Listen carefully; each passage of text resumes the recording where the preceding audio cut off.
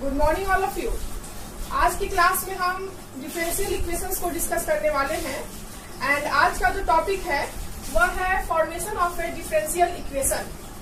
And last lecture में हमने order and degree of differential equation के कंसेप्ट को समझा था और उस पर बेस्ड डिफरेंट क्वेश्चंस को सॉल्व किया था कि किस तरह से हम डिफरेंशियल इक्वेशंस अगर मेरा दिया हुआ है तो हम उसके ऑर्डर एंड डिग्री को फाइंड आउट कर सकते हैं।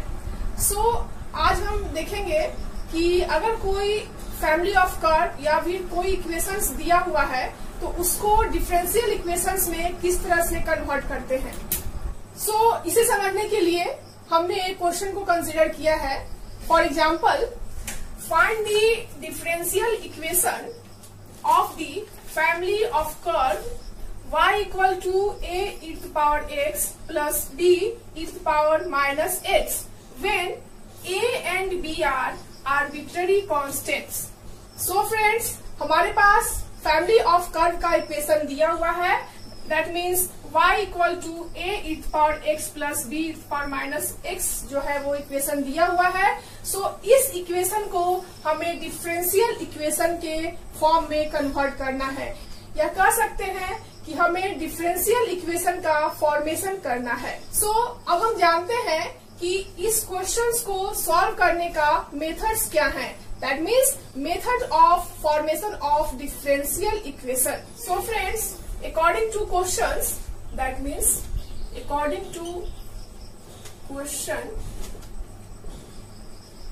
हमारे पास जो इक्वेशन है वह है y equal to a e to the power x plus b e to the power minus x। सो सबसे पहले हम स्टेप 1 में कॉन्स्टेंट्स a एंड b को एलिमिनेट करते हैं।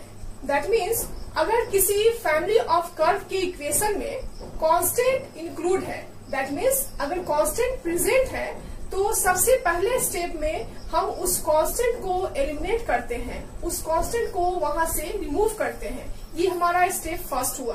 दैट मीन्स अगर मेरे पास यहाँ दो कांस्टेंट है तो इसको हम लोग रिमूव करेंगे। That means a and b को हमें एलिमिनेट करना होगा इस इक्वेशन से। अब सवाल उठता है कि हम इस दोनों कांस्टेंट को किस तरह से एलिमिनेट कर सकते हैं। सो इसके लिए हमें स्टेप 2 को जानना होगा। दैट मीन्स इस दोनों कांस्टेंट को एलिमिनेट करने के लिए हमें इक्वेशन फर्स्ट को, मान लिया कि ये इक्वेशन फर्स्ट है, तो हमें इस इक्वेशन फर्स्ट को 2 बार डिफरेंशिएट करना होगा। दैट मीन्स स्टेप 2 में हमें डिफरेंशिएशन मेथड का यूज करना होगा। बट क्वेश्चंस यहाँ पर भी अराइज होता है कि हम इसे कितने बार डिफरेंशिएट करेंगे। तो फ्रेंड्स, इसके लिए रूल है कि अगर इस इक्वेशंस में 2 कांस्टेंट है तो इसे हम लोग 2 टाइम्स डिफरेंशिएट करेंगे। और अगर मान लिया कि केवल इक्वेशन इतना ही होता, y equal to a e to the power x होता, दैट मीन्स किसी इक्वेशन में केवल एक कांस्टेंट होता तो उसे हम केवल एक बार ही डिफरेंशिएट करते। बट यहाँ पर हमारे पास 2 कांस्टेंट हैं, constant a and constant b, so that इस इक्वेशन फर्स्ट को हम लोग 2 बार डिफरेंशिएट करेंगे। नाउ चूंकि ये जो इक्वेशन है वह x का फंक्शन है, दैट मीन्स इस इक्वेशंस को हमें x के रिस्पेक्ट में डिफरेंशिएट करना होगा। सो दैट आगे बढ़ते हैं। दैट इज अगर हम इक्वेशन फर्स्ट को x के रिस्पेक्ट में डिफरेंशिएट करते हैं तो क्या होगा। That is differentiating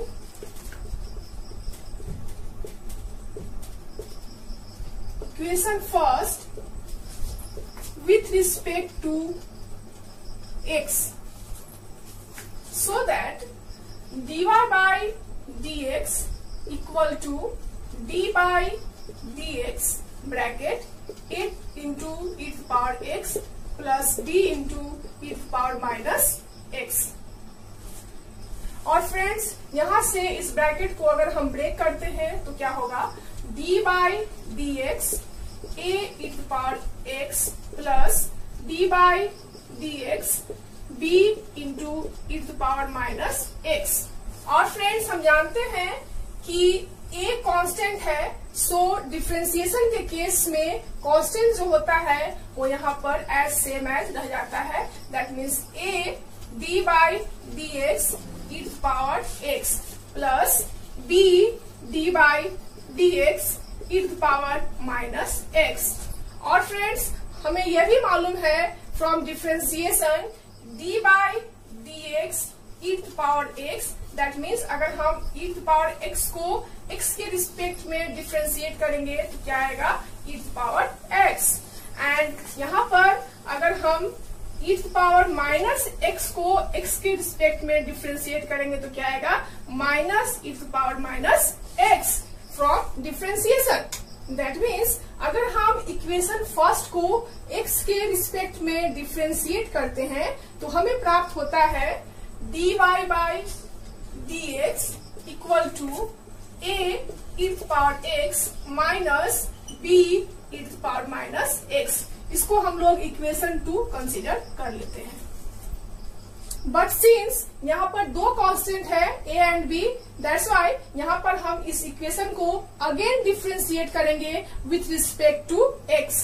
that means again differentiating equation 2 with respect to x, that is d2y by dx square equal to a e to power x, और यहाँ पे e to power minus x का differentiation क्या हो जाएगा minus e to power minus x, that's why minus minus plus b e to power minus x। इसको हम लोग इक्वेशन 3 कंसीडर कर लेते हैं। दैट मीन्स इस मेथड से क्लियर होता है कि अगर मेरे पास किसी भी इक्वेशन में, या कह सकते हैं कि फैमिली ऑफ कर्व के इक्वेशन में दो कांस्टेंट है, दैट मीन्स अगर हमारे पास n कांस्टेंट है तो हमें इस कांस्टेंट को एलिमिनेट करने के लिए n+1 इक्वेशंस की रिक्वायरमेंट होगी। दैट मीन्स n+1 इक्वेशन की रिक्वायरमेंट होगी। फॉर एग्जाम्पल यहाँ पर अगर दो कांस्टेंट है that is n equal to 2 है तो हमें नंबर ऑफ इक्वेशंस कितने चाहिए 2 + 1 3। एंड फ्रेंड्स हमारे पास 3 इक्वेशंस यहाँ से अवेलेबल हैं, सो दैट इसको सॉल्व करके हम a एंड b कांस्टेंट को इजिली एलिमिनेट कर सकते हैं। So friends putting the value of y in equation 3rd from equation first we get d2y by dx square equal to, आप देख सकते हो कि a e to power x plus b e to power minus x का value कितना है from equation 1 से y, that means d2y by dx square equal to क्या हो जाएगा यहाँ से y। और इसको अगर हम आगे सॉल्व करते हैं तो यहाँ से क्या आएगा d2y by dx square minus y equal to 0, and this is the final result. That means हमने फाइनली डिफरेंशियल इक्वेशंस का फॉर्मेशन कर लिया by the given curves. So friends आज के लेक्चर में हमने समझा कि किस तरह से दिए हुए कर्व के इक्वेशंस को, या फिर कोई भी अगर इक्वेशंस हो और उसमें arbitrary constant a b c दिया हुआ है तो उस कांस्टेंट को एलिमिनेट करके किस तरह से डिफरेंशियल इक्वेशन का फॉर्मेशन करते हैं। सो नेक्स्ट लेक्चर में हम इसी पर बेस्ड अगेन डिफरेंट क्वेश्चंस को सॉल्व करेंगे और method of formation of differential equation के कंसेप्ट को डिफरेंट क्वेश्चन की मदद से वहां पर हम उसे समझेंगे। सो आई होप आपको आज का लेक्चर पसंद आया हो। So please subscribe the channel and thank you so much.